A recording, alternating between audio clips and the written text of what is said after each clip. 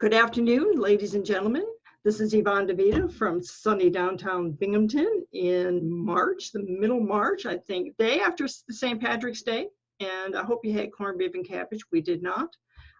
Everyone knows how I like to talk about the weather here because the weather is just fascinating. It's pretty dreary most of the time, but today it's sunny, and I'm happy because I'm bringing you Smart Women Conversations from my desk in Binghamton, New York. This is Yvonne DeVita, and my special guest is Lisa David Olson, author of Laughs on Rye. We're going to talk about the book, we're going to talk about why she wrote the book, and we're going to talk about putting a smile on your face. It's a tough time right now, but we want you to smile. So Lisa, welcome to the show. Thank you, Yvonne. I love meeting someone in New York. I just picture that everything is super fancy and tall buildings, and you're going to walk your poodle with the fancy raincoat on, even though it's sunny because you have a fancy coat. Well, you know, here's the difference. So when you say New York, it sounds like you think I live in New York City, and I don't. So that's what people have done my entire life, is you tell them you live in New York and they think you live in New York City. No, it's actually, I'm in a rural area outside of Binghamton, which is a couple of hours from New York. But let's get back to the show because this is going to be a really great show. Let me read Lisa's bio for you because this is really fascinating. There's something special in here that I can't wait to share with everyone.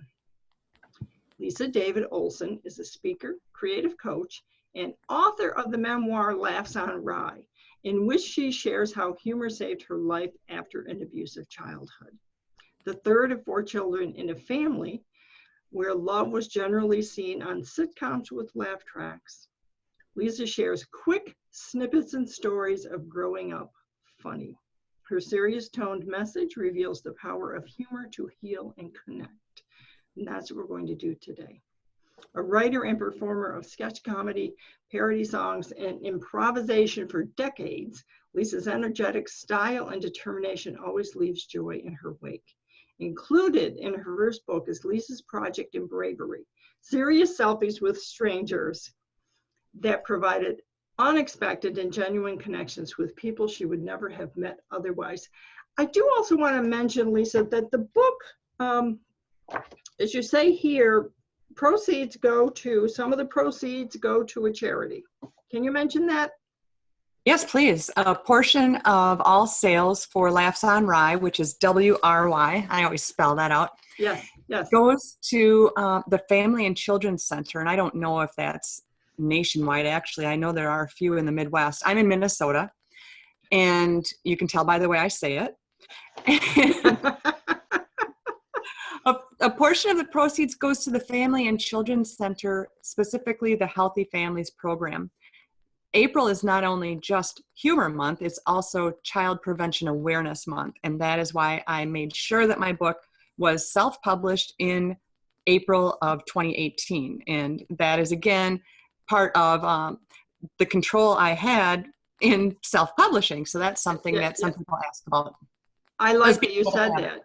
I like that you said that because that's what I tell people that they have when they self-publish. They have control. You also says here, International Book Awards finalist. Yeah, I got a sticker. I am. I mean, there was a lot of applicants and participants in that. And I thought, why not? It does cost to send your book to those things. I know Writer's Digest has them as well, and I might go again on that. Mm-hmm. The thing is the part that was awesome, besides getting a mention, participation ribbon, but really I was a finalist. And the other part is they would give you some feedback.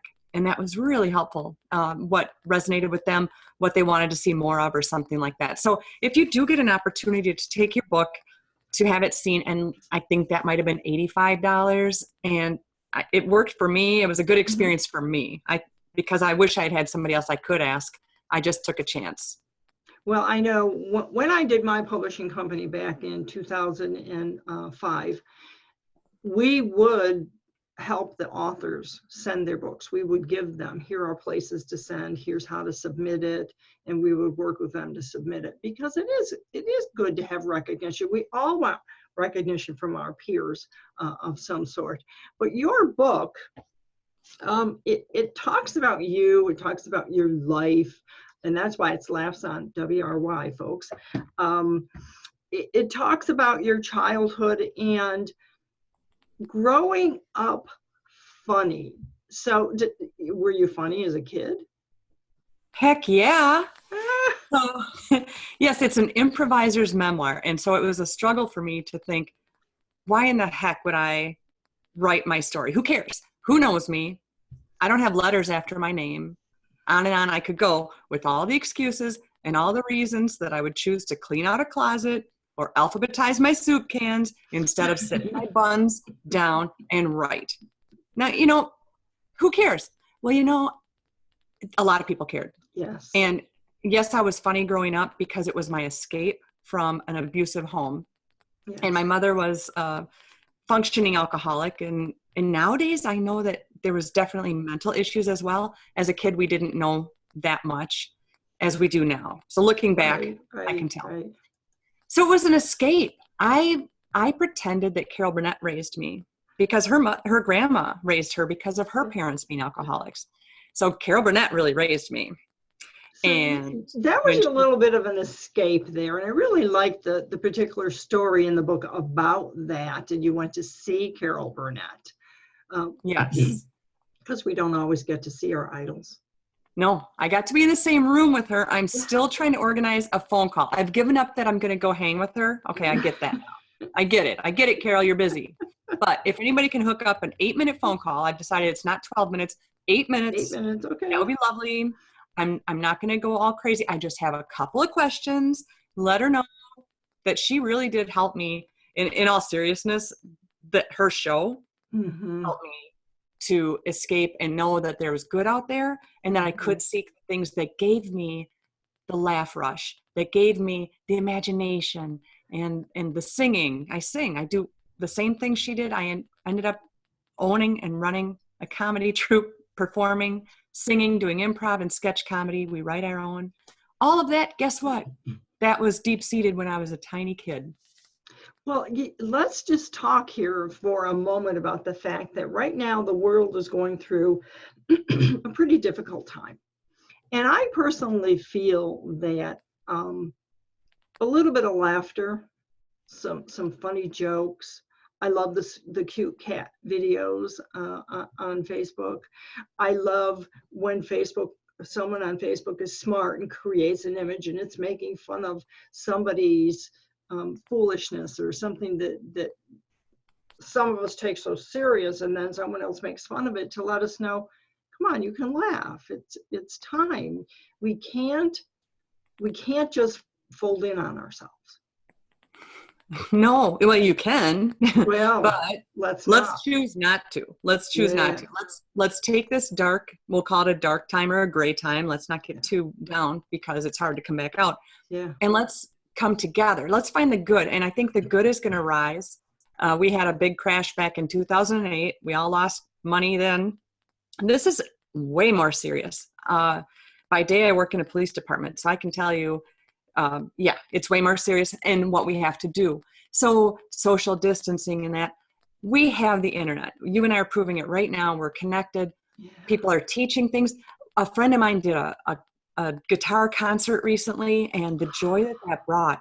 And his gigs were canceled. He said, I'm going to give you guys a concert right now. We were commenting with requests and everything.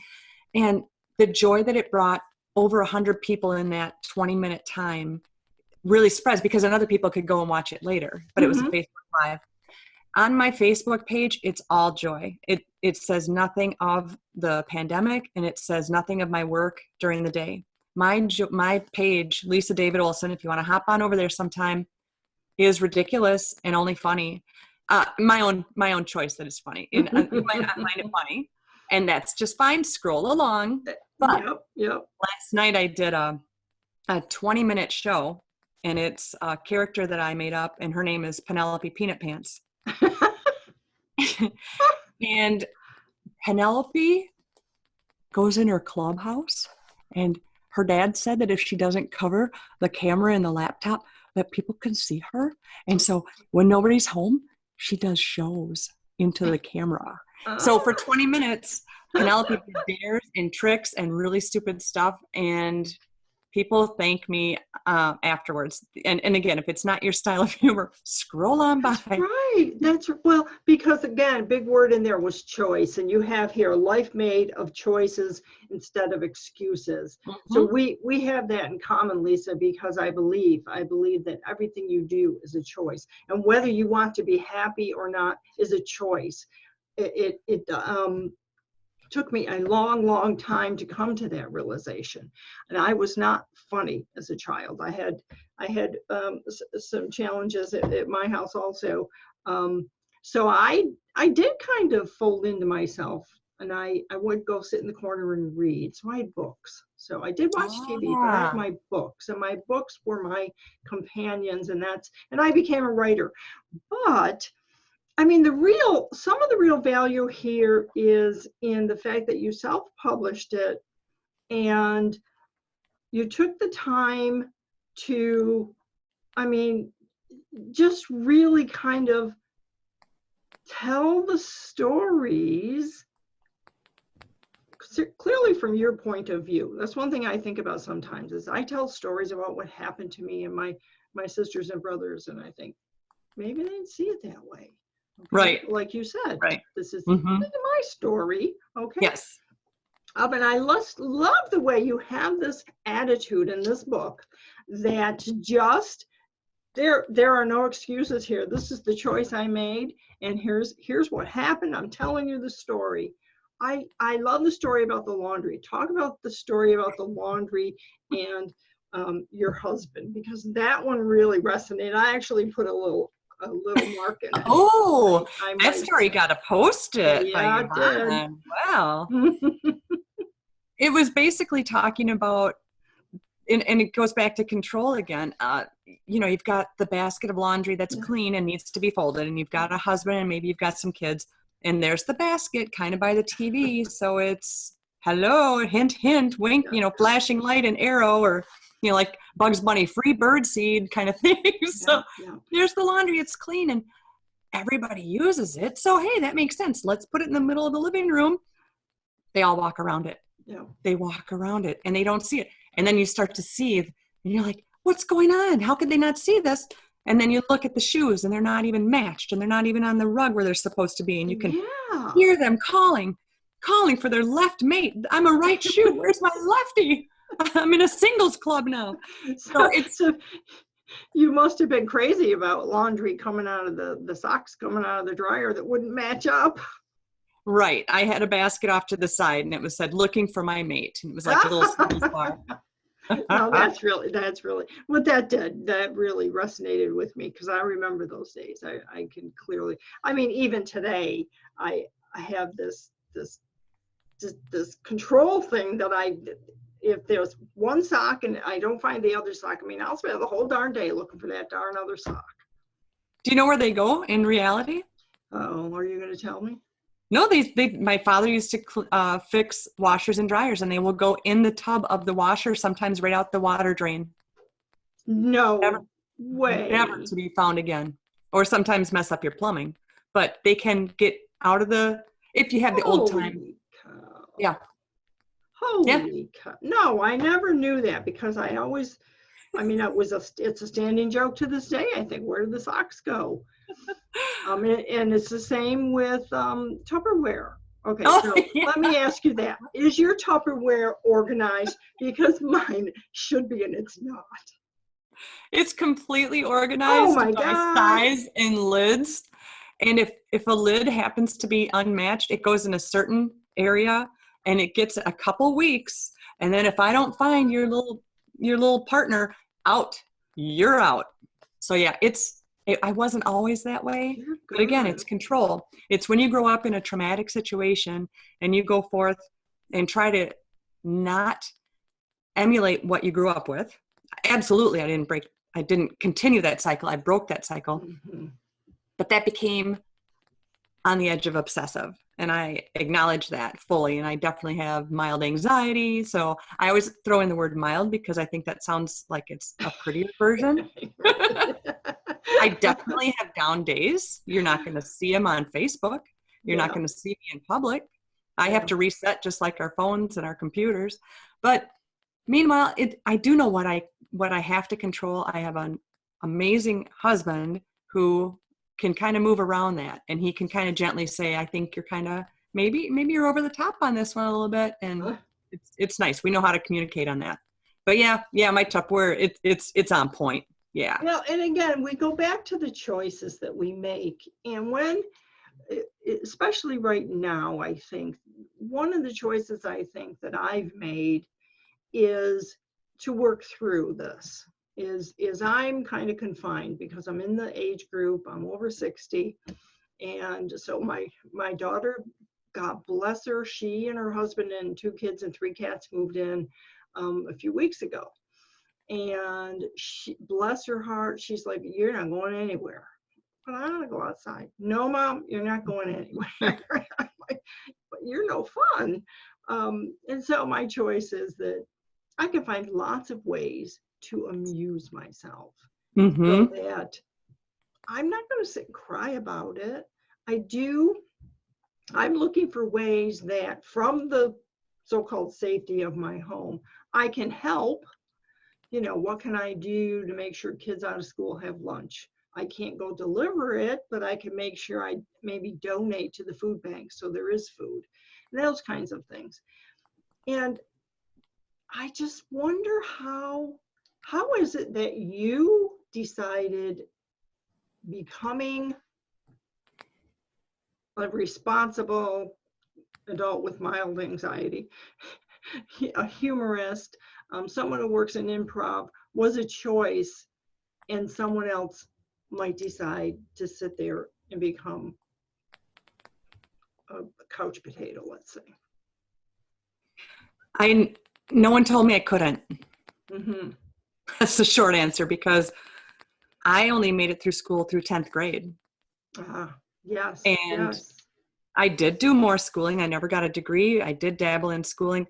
I've always worked more than one job, and I'm very driven that way. But I also know that it's not such a brag-worthy thing, as I always would tell my kids. I've always worked more than one job. Actually, that's kind of telltale as well, that I'm always busy, because if I stay busy, you're not inside your head. And there comes a time you do have to sit down and become familiar with your thoughts and work through them. Mm-hmm. But I tried out for an improv troupe when I was in a singing group, and one of my co-singers said, you should come to my meeting tonight. We're having auditions for this improv troupe, and we write sketch comedy and all these things. And I was like, dang, she thinks I'm funny. And well, she knows I can sing. I felt pretty on top of the world. And then she said, yeah, because we need another woman. Okay, well, I happen to have girl parts, and I have the night off. So I went and I auditioned, and I got in, and I became a writer, and I stopped thinking of myself as 10th grade. And that meant a lot. I needed to get my mind past that. Yes, and you did. Yes. Well, yes. But I just listening to you, I'm scared to death. I prefer staying here in front of my computer and watching improv on TV or whatever. I could not. When I helped run Blog Pause, our online influencer network, where we had a yearly national conference, and I had to get up and speak. Not once in those 10 years did I want to get up there and speak. But did you? Oh, you did do it, and now that we're not doing that, I'm happy just sitting right here. People are like, so when you were forced to speak, did you ever think, whew, that felt good. I did something that made my heart go faster. I got my adrenaline going. Did it feel that way? No. No. It felt like, why am I out here? Please let me get off the stage as soon as possible. I will say that my daughter, one of my other daughters, not the one who lives with us, one of my other daughters who worked in she's she's a performer. She just loves the stage. And so if she was on stage, I could do it because I was like the straight man or the straight man to her. Yep. And she would get up there because she was, and I didn't mind then because I knew everybody was looking at her. They weren't looking at me. And that was okay. So, but I think being able to do what you're talking about is a valuable talent and a valuable thing to learn today, because right now we can't get out there in front of people. Everything is getting canceled, but that's going to end. And there's going to be so much opportunity to go out and share the story beyond the book. So let's write the book. I want people to write books, but beyond the book, what you do is so valuable for the human spirit. Thank you so much. And that's, again, just being a goofball last night for 20 minutes. I took a dare of eating a dog biscuit on Facebook Live. So it wasn't very good, was it? Was it one of the human grade ones, or was it a real dog biscuit? I'll make you have to go look and see what it was. Okay, I'm gonna go look, because we had someone do that blog post, one of the veterinarians actually. But doesn't my hair look shiny today? My coat. Yeah, nowadays everyone makes their own dog food, or the dog food we have is literally a bunch of human food, freeze dried, and then we add water to it. And it's like, if we get real hungry, we could eat that, but no, I'm not eating it. I'm sorry. You could make soup, I suppose. But yeah, I think people, that's one of the things people are most afraid of is speaking in public. Yes, I've heard that, and I get that. That's like a number one fear. Worse than going to the dentist. Yeah. What's that? It's worse than going to the dentist. Ooh, yeah. We will cancel the dentist, but we'll never cancel our hair appointment. Have you noticed that? well, now let's not get into the whole hair appointment things. Yes. You are absolutely right. So let's talk. A few minutes. We still have a few minutes left. This selfie way to meet strangers, and want to talk about that. That is really pretty genius. Oh, thank you. If you want to hold one of the pictures up before I say it. Yeah, if you want to hold one up and see what a serious selfie with a stranger looks like.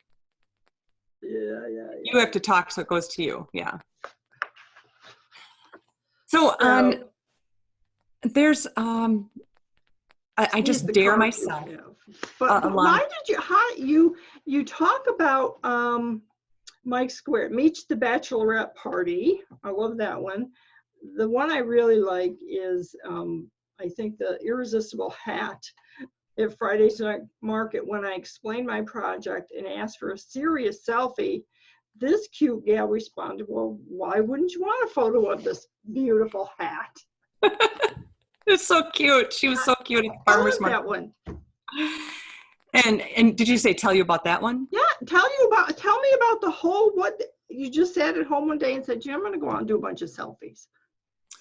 No, most of the things I end up doing are not greatly thought out. It just is that I really do figure we get one spin on this big old rock, and we really should experience all that we can. And to take a chance and feel your heart pound, like I said earlier, sweat in the weird places, raise your endorphins, and lower your blood pressure through daring yourself, and especially through humor. We're very connected to each other. When you're in an office and you hear the group down the hall laughing, you want in. If you're in a restaurant or in a group setting and you hear the next table laughing hard, we look. We want to know what's going on because we want in.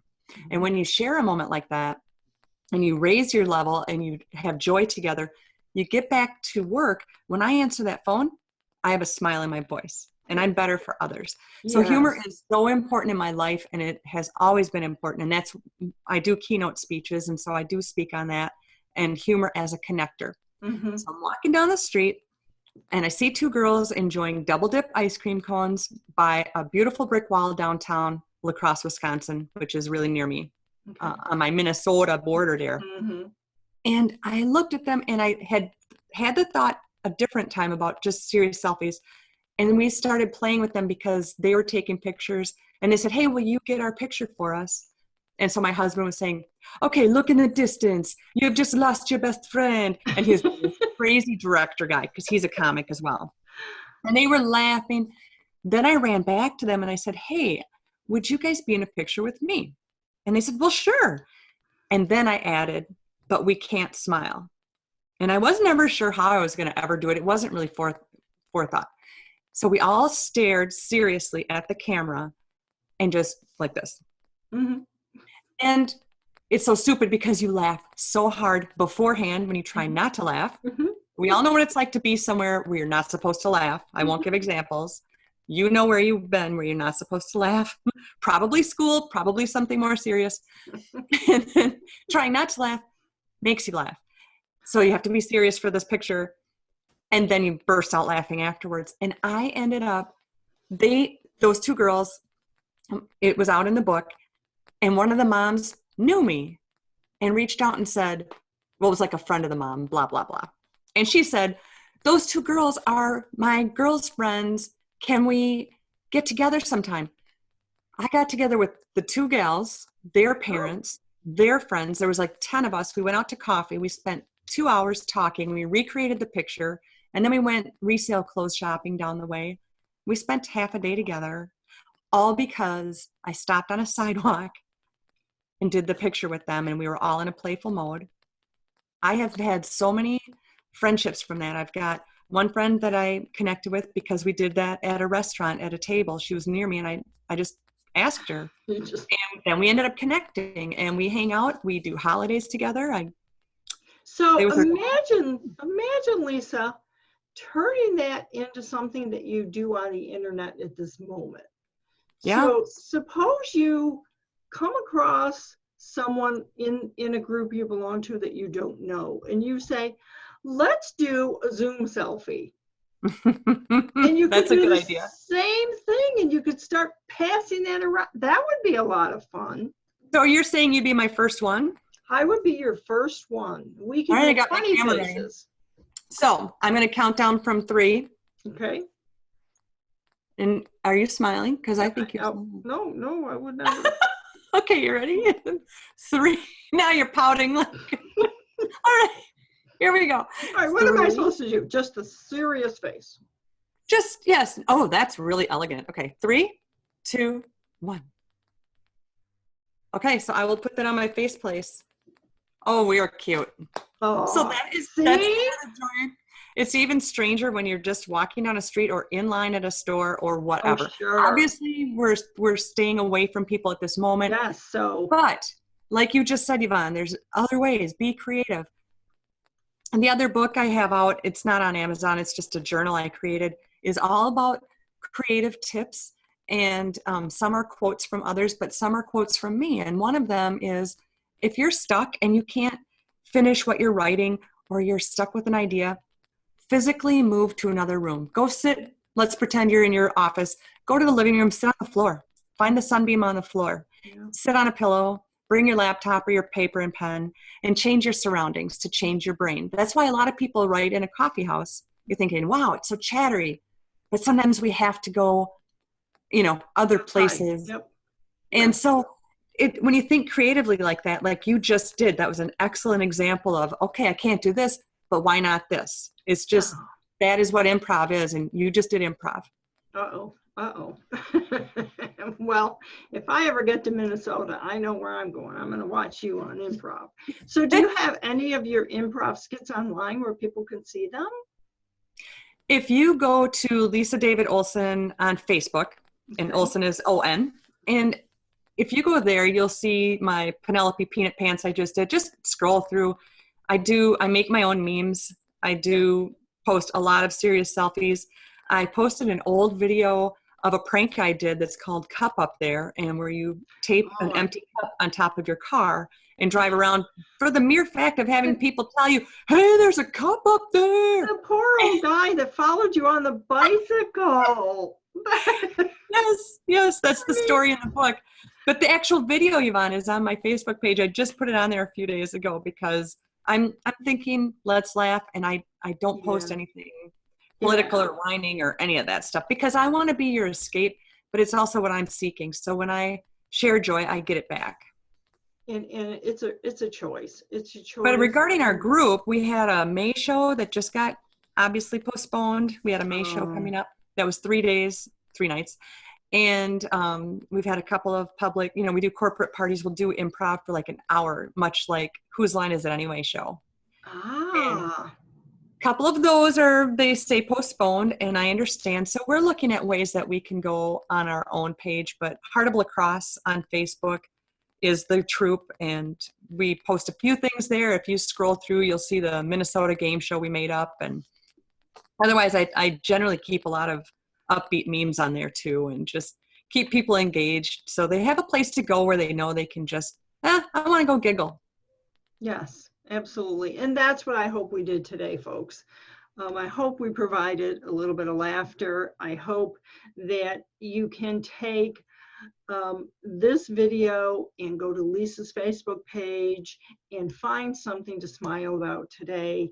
Don't forget to get a copy of Lisa's book, Laughs on Rye. And Lisa, I'm going to stay in touch because I think I want to know what you're going to be doing next. Yay. Yes, let's stay in touch. And I really appreciate all that you're doing and keeping people alert with what's out there for reading, who's doing what. And you're just such an excellent resource for writers in general. And so what you do is valuable. And especially right now, come on, guys, jump in there and let's learn more about books, because we have extra time and we've got this excellent resource in Yvonne. We should all write a book, and even if you never publish it, I mean, just get down and start writing. It's funny how, to your point about getting out of your head if you're stuck, writing or whatever, and going to another room. The same with the concept of writing a book. Just sit down and write. Whatever you write doesn't have to go in the book. Just correct. And the only way out is through, whether it's the situation in the world or the project that is sticking you. You will not ever, ever regret starting to write and setting that time aside to write. Yeah. And if you hire an editor, like I did, that made me write even at a better pace, because every week we checked in. That worked for me. If you need accountability, find an accountability partner. If it's not a paid editor, find a friend that you can. That's me. I'm your coach. That's, I spent every week is what I did with the authors that I worked with back when I just did publishing. I don't publish anymore, but I do the coaching. So yes, very, very great advice. I loved that we could bring maybe a few laughs. And ladies and gentlemen, we'll have Lisa back maybe down the road and see what she's up to then. So for now, this is Yvonne DeVita, Smart Women Conversations. And Lisa, thank you so much for being my guest. Thank you. Take care.